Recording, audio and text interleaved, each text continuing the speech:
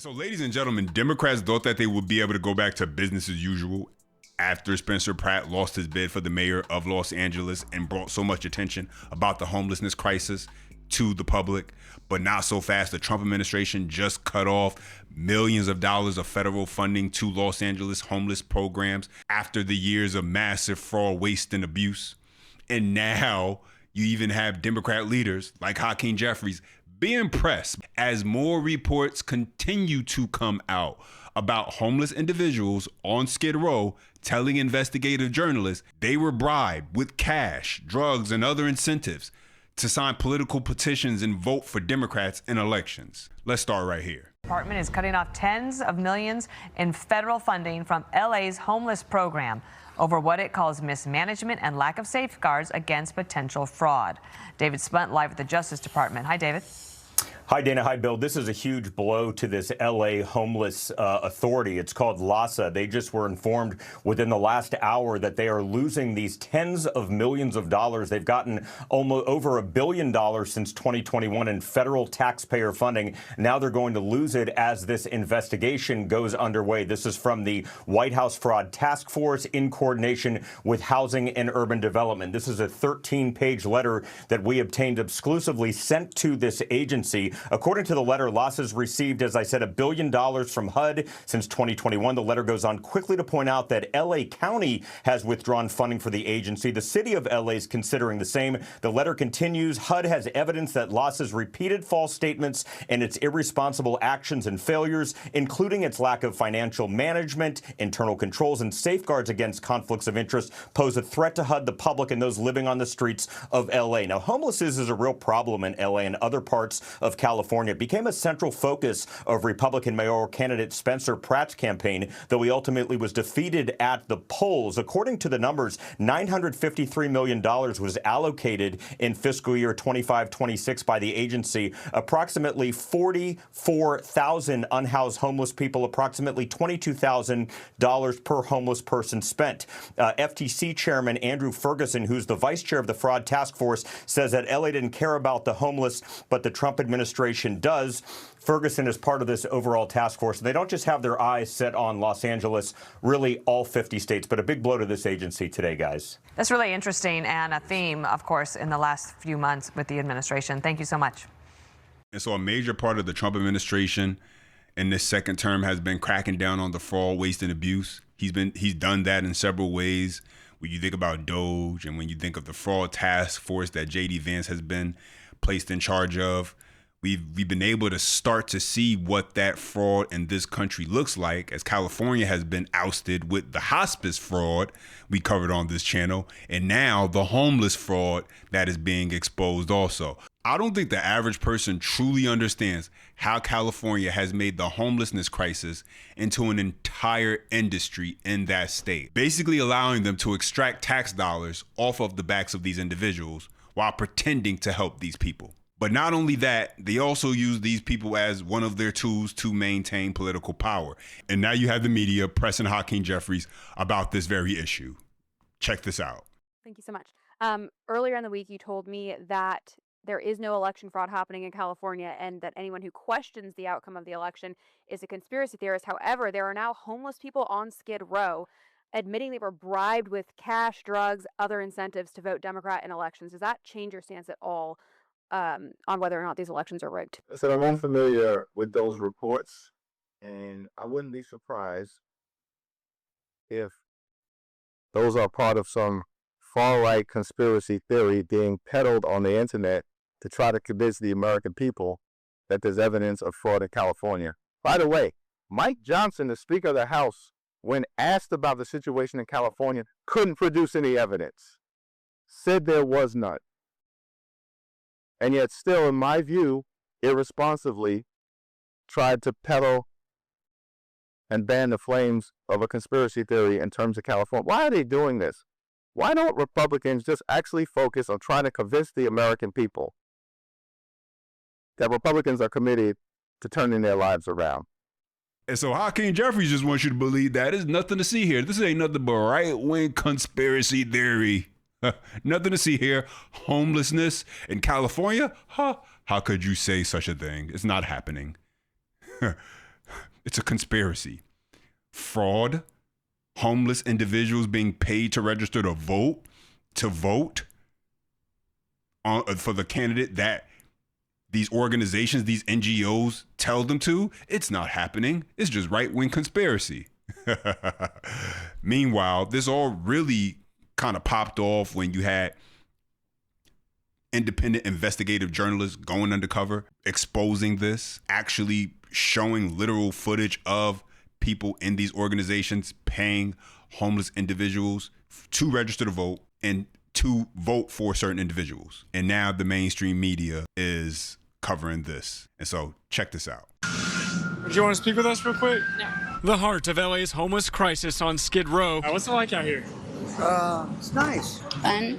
It's fun? Mm-hmm. Now the center of concerning questions about signature gathering and voter registration. They're just trying to collect signatures, get paid, and so in return, we'll offer you a few bucks, and there you go on your merry way. Some say they've never seen it. No, I've never seen any of that. It's happening, for sure it's happening. Others say it happens all the time. How often do you see these signature signer people? Every day. People on Skid Row with clipboards accused of offering money or cigarettes in exchange for signing documents. They will pay you to fill out a petition. Cigarettes, here you go. Money, here you go. What kind of stuff do they want you to sign? Just those are like petitions and stuff like that? It's like promises like housing or, oh, this is for like a new governor or something like that. What address do people put on there? Most people use that just right there. Do they also try to get you registered to vote? They can, but that's not bad. That's not a bad thing. But yeah, they have a way to register you to vote. Earlier this week, Brenda Armstrong pleaded guilty in federal court to paying another person to register to vote, which is illegal. According to her plea agreement, Armstrong spent nearly 2 decades working as a paid petition circulator, oftentimes on Skid Row. It's the biggest group of mass people, gathered in one place, but also you have the most people who won't do nothing without a dollar because they're half of them on drugs, you know what I'm saying? Outside LA City Hall, only about a mile away, some people say that they see these signature collectors here as well. It's that you sign, like you're voting. You gotta sign as this. So they give you the name to sign? Everything. So you're not even giving your own name? According to the California Post, voting records show 1,160 people with a voter registration address here, the Midnight Mission on Skid Row. We asked the LA County Registrar how this could be possible when the shelter has just 120 beds. They say individuals experiencing homelessness may register by identifying a location where they regularly stay. They have us like a name already set for us, and they just want their little signature. So they give you names to sign? Some, yeah, a lot of them do. Federal prosecutors say their investigation continues as questions grow behind some of those signatures. I think that is stupid because most people here on Skid Row have nothing that they can actually use. Tonight, it's unclear who's getting these signatures and for what. A whole lot of questions remain. Reporting downtown, Matthew Seedorf, Fox 11 News. Yeah, so you just heard that. And so California, deep blue state, ran by nothing but Democrats in the second largest city, Los Angeles, ran by Democrats all the way up to the top as far as the governor. And the question is, who may be benefiting from the registered voters and from getting these people to vote in a particular direction? I mean, I don't really think you got to look that far to find that answer. But check out this next clip where you got a woman who is on Skid Row and her experience when she came across one of these far left socialists who wanted to bribe her with money for her vote. Take a listen. And I met a man at the train depot, and he said, "Are you a registered voter?" And I said, "No." And he said, "Well, that's okay. I want to pay you to vote." And I said, "Again, I'm not a registered voter." And he said, "Where are you going?" I said, "I'm going to North Hollywood." He said, "Oh, I'm going the same way just by chance. I'll meet up with you there." And he did. We both got off the train. He said, "Come over here and sit down." I sat down with him and I said, "Again, I'm not a registered voter." He said, "Oh, that's fine." He pulled out his phone and he said, "Do you got nice penmanship?" Well, yeah, why? "Okay, here's the names. What I want you to do is write this name on this form and then sign the signature and I'll pay you." I said, "I'm not doing that." "But I'll pay you." I said, "I don't care." Oh, okay. Then he walked away. You know? He was trying to pay me to do voter fraud, and I'm not doing that. And so Hakeem Jeffries thinks that's right-wing conspiracy. California been had a homelessness crisis going on for how long? California, Los Angeles. So much now that it's too big to fail.